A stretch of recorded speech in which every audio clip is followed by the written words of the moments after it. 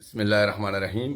देखिए, ऐसा है कि जो अधिकारियों ने सरकार को गुमराह करने के लिए ये दिया है कि 78% संपत्तियां जो हैं वो वक्फ़ की नहीं बल्कि उत्तर प्रदेश सरकार की हैं, ये बिल्कुल गलत है। उसमें आपको एक बात को समझने की ज़रूरत है। देखिए, ऐसा है कि एक हमारे मुल्क में कानून है, जबकि वो कानून ईस्ट इंडिया कंपनी का बनाया हुआ कानून है, जो आज़ाद हिंदुस्तान में आज भी चल रहा है। इसका मतलब क्या है कि नुज़ूल को वो बता रहे हैं कि वो साहब हमारी नुज़ूल में लिखा है, लिहाजा वक्फ संपत्ति नहीं है। इसको समझने की ज़रूरत है।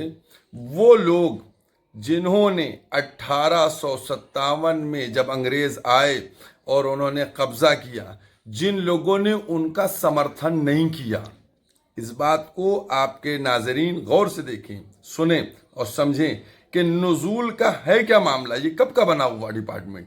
ये अंग्रेज़ों ईस्ट इंडिया कंपनी का है। तो जिन लोगों ने ईस्ट इंडिया कंपनी का समर्थन नहीं किया, जैसे हमारे लखनऊ के नवाबों ने, इन्होंने अपने मुल्क की वफादारी की और उन बाहरियों का समर्थन नहीं किया, तो उनके ऊपर ये अजाब नाजिल किया गया कि अजाब तुम्हारे पर नाजिल है कि तुम्हारी संपत्ति जो है वो नुज़ूल में डाल देंगे। जब 1887 में चीज़ें रिलीज की गई तो उसमें नुज़ूल में डाल दिया गया, लिहाजा जो हक है वो तो हमारा रहेगा, लेकिन आपके अंदर नहीं, वो नुज़ूल में पड़ा हुआ है। तो नुज़ूल में होने का मतलब ये नहीं सरकारी है, बल्कि नुज़ूल में संपत्ति होने का मतलब यह है कि ये मुल्क का वफादार है, इसने मुल्क के साथ धोखा नहीं किया बल्कि अंग्रेजों के खिलाफ ये लड़ा है। और उस बेस के ऊपर ये अधिकारी जो हैं ये सरकार को गुमराह कर रहे हैं और बता रहे हैं कि 78% या 80% संपत्तियां जो है वो वक्फ की नहीं है।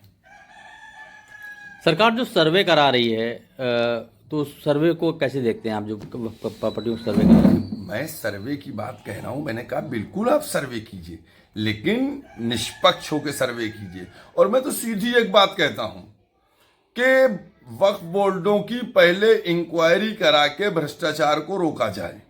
ठीक है, वक्फ बोर्डों में जो भ्रष्टाचार हो रहा है उसके ऊपर कोई बात ही नहीं कर रहा।